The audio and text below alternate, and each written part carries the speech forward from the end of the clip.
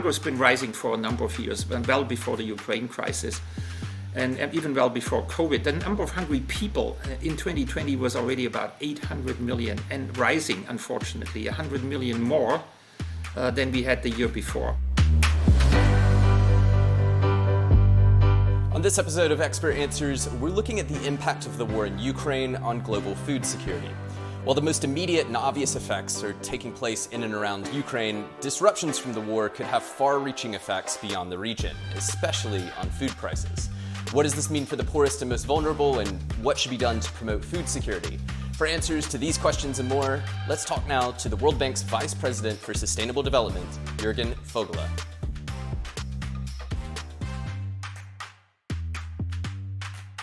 So Jürgen, thank you so much for being here and taking the time to chat with us today. One thing that I found interesting was that even before the war in Ukraine, food insecurity was rising. Can you explain the pre-existing drivers to the rising food insecurity and how this invasion is likely to make those worse? Yeah, it's good to be here, Paul. Great to see you, and thanks for having me.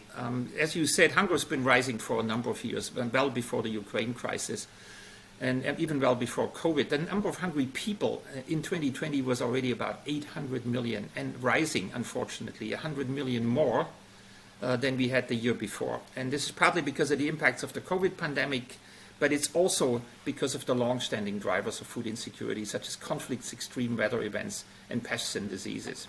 Conflicts are a big issue, and we need to look at two elements of what it does, right? It's the number of hungry people, but it's also the acute food insecurity. And acute food insecurity is horrible because it really puts people at immediate risk. It's defined as when a person's life or livelihood is in immediate danger because of lack of food, and a staggering 388 million people across 42 countries experienced acute food insecurity, which is more than 5% higher than in 2020.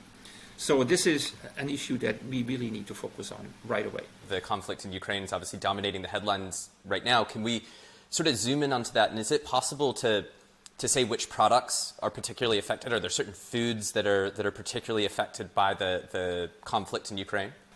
Sure. I mean, the commodities most affected by the conflict are wheat, predominantly, to some extent maize, edible oils, and very importantly, fertilizers. Actually, wheat is the primary commodity affected by the war. Russia is the world's largest exporter of wheat, accounting for about 18%, nearly 20% of global exports in 2021, and Ukraine accounts for another 10%. Now, they are both not the largest producers of wheat. That's India and China, but they are the largest exporters. And so around 35% of the world's population relies on wheat as the primary staple in their diets. So it's a very significant shock. As of March, about a week ago, the price of wheat on global markets was about 50% higher than in February and almost 80% higher than a year ago. Maize prices also increased following the invasion, little rising about 25 to 30% above February levels and about 37% year on year. So those two commodities really have gone up. Now, other commodities such as rice are not affected for the moment, which is quite different from the situation we had 14, 15 years ago during the last food price crisis.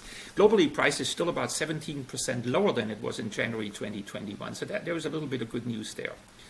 Now, when you look at shipping through the Black Sea, and it's at a standstill and high global wheat prices, we can expect other countries to sell more wheat. Fortunately, again, the stock levels are not bad, so we should not get a sense that we have a global wheat shortage overall. There is enough wheat on the planet.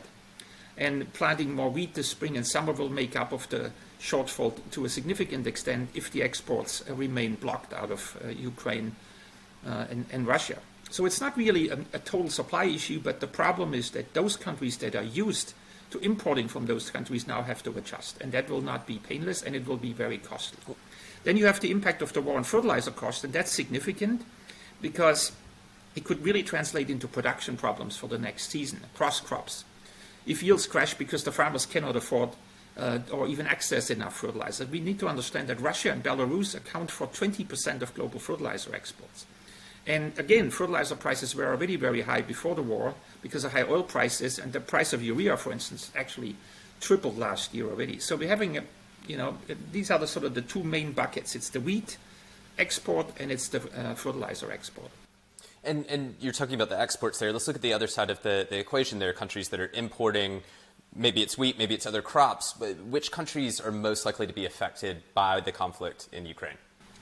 So as I was saying, right, countries with a high share of wheat imports from Ukraine and Russia are the highest immediate risk, especially those who were still awaiting shipments for the second half of the year, such as Egypt. They're still waiting for 6.6 million tons. Turkey is a major wheat importer, 4 million tons. Bangladesh is close to 4 million tons, and Iran is 1.7 million tons. But also Lebanon, Tunisia, Yemen, Libya, and Pakistan.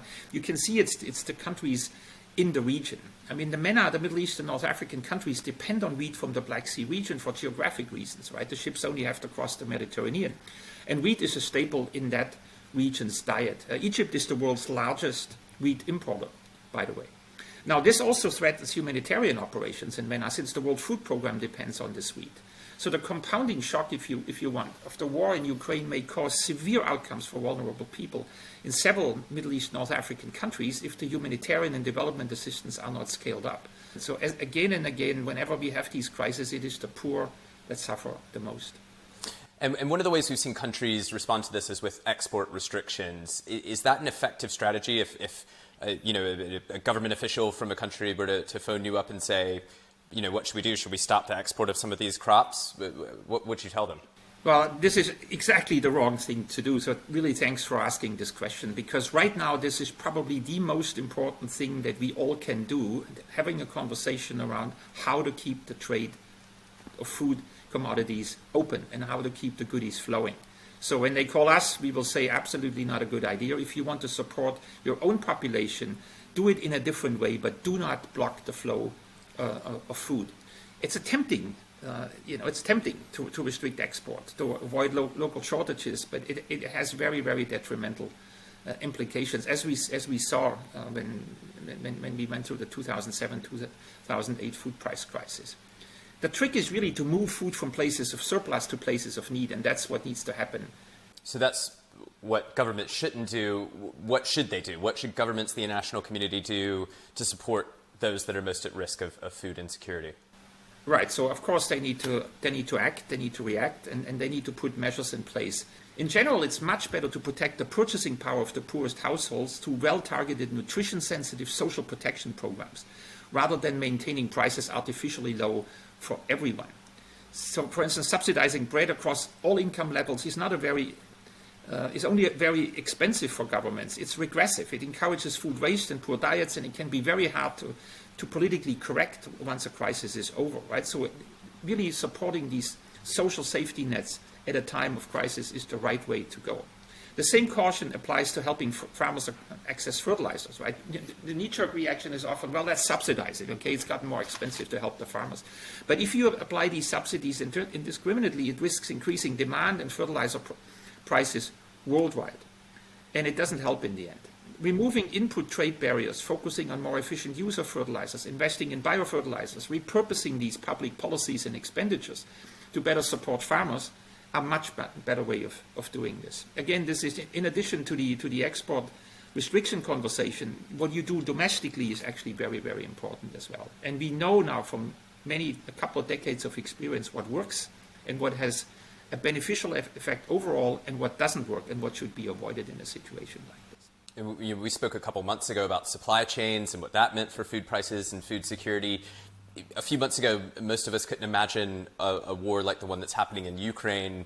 What can countries do to improve their resilience kind of across the board over the long term to shocks, whether it's something like a pandemic that kind of was quite hard to predict, a conflict that was hard to predict? How can they strengthen their food security and boost nutrition over the long term and create that resilience that they need?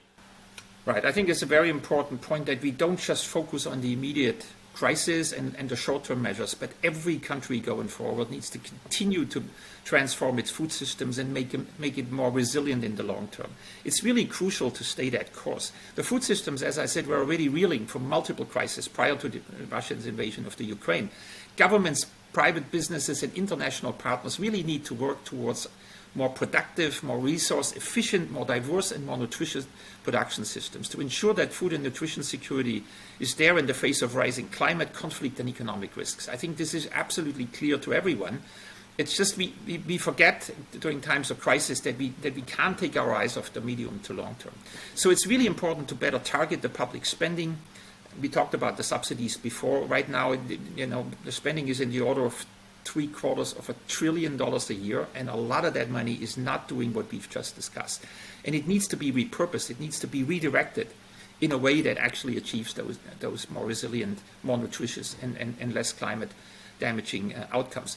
Important to mobilize private funding and investing in innovation and research and development will be key, because everybody needs to do more with less, right? We produce more nutritious, more diverse, more high-value food for a growing population, and to do this with less water and fertilizer while limiting the land use and greenhouse gas emissions. Climate-smart agriculture is the word to remember here. Now, research suggests that investing in stronger food systems is also an investment in peace. I think this must be clear to everyone. If the food systems are wobbly, as we see in many countries right now, this leads to conflict, it leads to migration, etc., etc. And I asked you earlier about, what would be your advice, kind of hypothetically, if government officials started reaching out to you or the World Bank.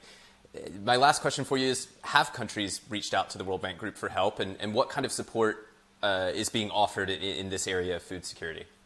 Yes, definitely. I mean, we have been in touch with a number of countries in East Africa, West Africa, North Africa, Middle East, several other parts of the world, even before the pandemic. But now it's really been ramping up. A lot of countries are asking for support.